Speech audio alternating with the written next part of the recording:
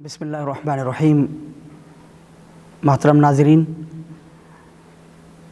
ईदैन की नमाज़ चूँकि साल में दो ही मौके होते हैं जब हम अदा करते हैं, इसलिए बसा औक़ात ऐसा होता है कि ईदैन की नमाज़ की तरतीब हम भूल जाते हैं या जहन में नहीं रहती। इसलिए ज़रूरत इस बात की पेश आती है कि वक्त से पहले उसको हम दोहरा लें और उसको याद हम ताज़ा कर लें, ताकि नमाज़ जब हम पढ़ रहे हों तो उस वक्त हमसे कोई गलती ना हो जाए। नमाज ईद वाजिब है और 2 रकात हैं जिसमें 6 तकबीरात ज़ायद हैं।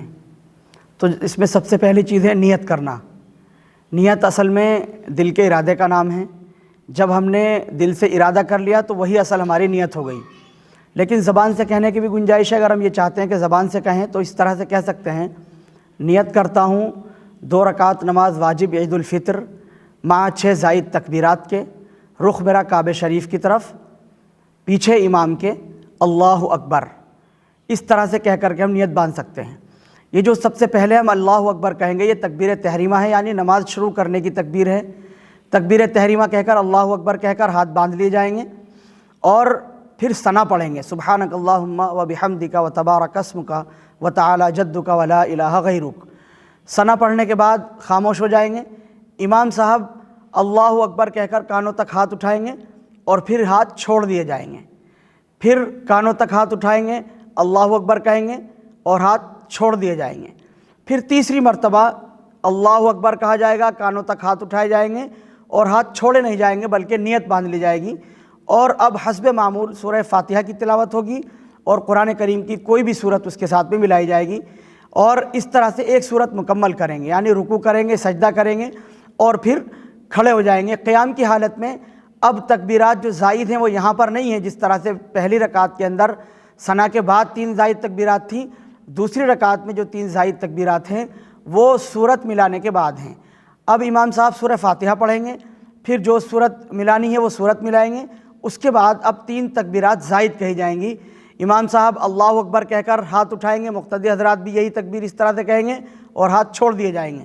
फिर दूसरी मर्तबा तकबीर कही जाएगी, कानों तक हाथ उठाए जाएंगे, फिर हाथ छोड़ दिए जाएंगे। फिर तीसरी तकबीर कही जाएगी, कानों तक हाथ ले जाएंगे और हाथ छोड़ दिए जाएंगे। उसके बाद जो चौथी तकबीर कही जाएगी वो तकबीर ज़ायद नहीं है, बल्कि वो तकबीर रुकू में जाने की तकबीर है। अल्लाहु अकबर कहकर रुकू में चले जाएंगे और फिर हस्बे मामूल नमाज मुकम्मल की जाएगी सलाम फेरने तक। सलाम फेरने के बाद दुआ की जाएगी। अल्लाह के नबी सल्लल्लाहु अलैहि वसल्लम से 2 गाना नमाज ईद और नमाज ईद उल फितर और नमाज ईद उल अज़हा के बाद दुआ करना साबित है। खुतबे के बाद दुआ नहीं है। दुआ करेंगे, खूब लिहाज़ारी के साथ दुआ करें। अल्लाह सुब्हानहु व तआला को राज़ी करने के लिए तौबा व इस्तिग़फ़ार करें। ख़ास तौर से पूरी उम्मत के लिए, पूरे आलम इंसानियत के लिए दुआ करें। और दुआ इस बात की करें कि अल्लाह सुब्हानहु व तआला इस कोरोना जैसी वबा से और बीमारी से सारी इंसानियत को नजात अता फ़रमा दे। दुआ करने के बाद खुतबा होगा। खुतबा जो है वो खुतबा मसनून है।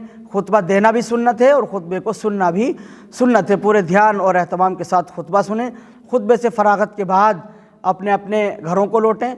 महकमा सेहत की जानिब, महकमा तिब की जानिब से जो हिदायत दी जा रही हैं उनका ख्याल रखा जाए। नमाज के दौरान भी मास्क का इस्तेमाल करें। इसी तरह से सैनिटाइज़र वगैरह के बारे में जो कहा जा रहा है उसका ख्याल रखें और डिस्टेंसिंग यानी फ़ासले का ख्याल रखें।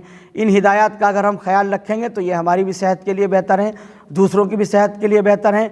और हुकूमत की तरफ से चूँकि हिदायत जारी हैं, उनकी खिलाफ वर्जी नहीं करेंगे तो ये भी हमारे लिए बेहतर हैं। इन चीज़ों का ख्याल रखें। अल्लाह सुब्हानहु व तआला हमारी नमाज़ों को, हमारी इबादतों को कबूल फ़रमाएँ और ज़्यादा से ज़्यादा अल्लाह ताला इबादत करने की तौफ़ीक़ अता फ़रमाए। आमीन व आखिर दावाना अनिल हम्दुलिल्लाहि रब्बिल आलमीन।